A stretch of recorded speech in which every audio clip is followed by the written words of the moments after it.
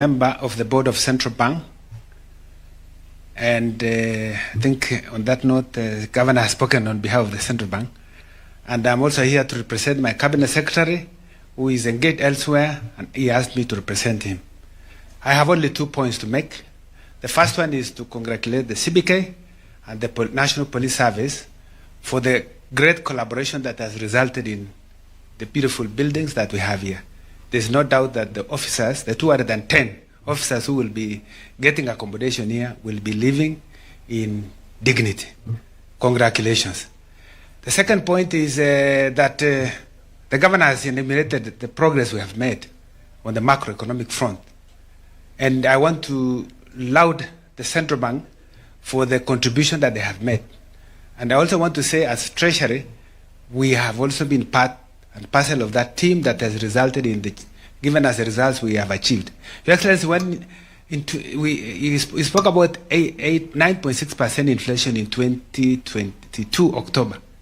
And I recall before he was appointed governor, there was a time I met with the previous governor in my office with oil marketers.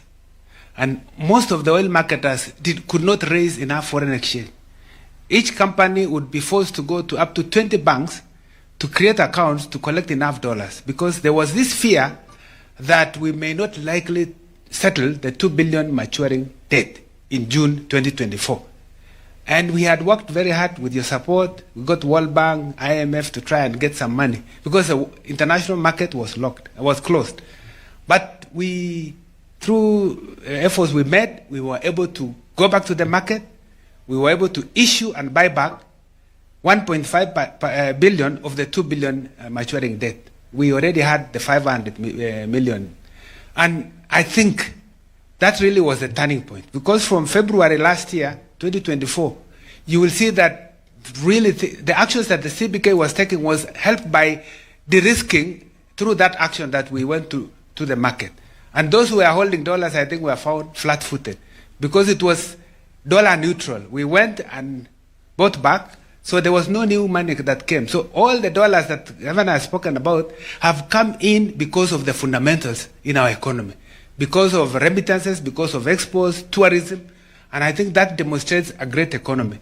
Your Excellency, we have seen the shilling now stable for this long. Our interest rates have come down, and every Thursday, I sit with the CBK team, because they are our fiscal agent, to receive results. I can tell you, Excellency, that we now are paying half of what we used to pay to service debt, because interest rates are now 91-day Treasury bill rate is 8.3. I'm looking forward to this study. I don't know what we'll get, but there was a time we had almost 18%. So I want to say, from Treasury, it is really great progress. Only one thing, Your Excellency, is that we still need to do more on the area of fiscal consolidation. We have made progress, yes. There is the balancing of expenditure, revenues, and debt.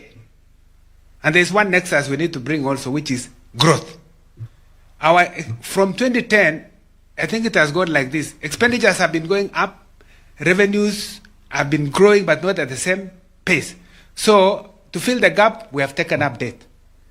And our capacity for debt, to carry debt, was rated okay around 2013 when you came to office.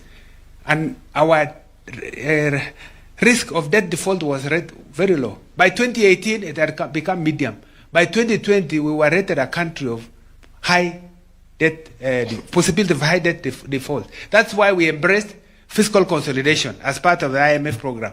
And I want to report that we have made progress. Because 2021, fiscal deficit as percent of GDP was 8.3. By 2022 June, it had come to 6.2. By 2023 June, it had come to 5.6. And this year, 2024, it had come to 5.3. And we are hoping this year, Your Excellency, you know the numbers. We started at 3.5.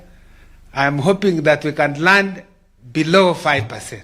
But I can tell you the numbers I'm seeing is a bit scaring. So I think we need to still relook at this issue of expenditure and revenues. And because this was not our time to talk about many things, Your Excellency, I just want to say, if we focus on growth and through housing, we know we are going to get a lot of a contribution to growth, and many other sectors. If the pie increases, the parameters will improve. Debt to GDP will go down. Revenue as percent GDP will go up. Expenditure also in many ways will be contained. So I want to urge Kenyans, we go through agriculture, through all sectors. If we grow and expand the pie, I think all is well. Because we are a country that always comes back because we are resilient. Despite any challenges we face, we come back better.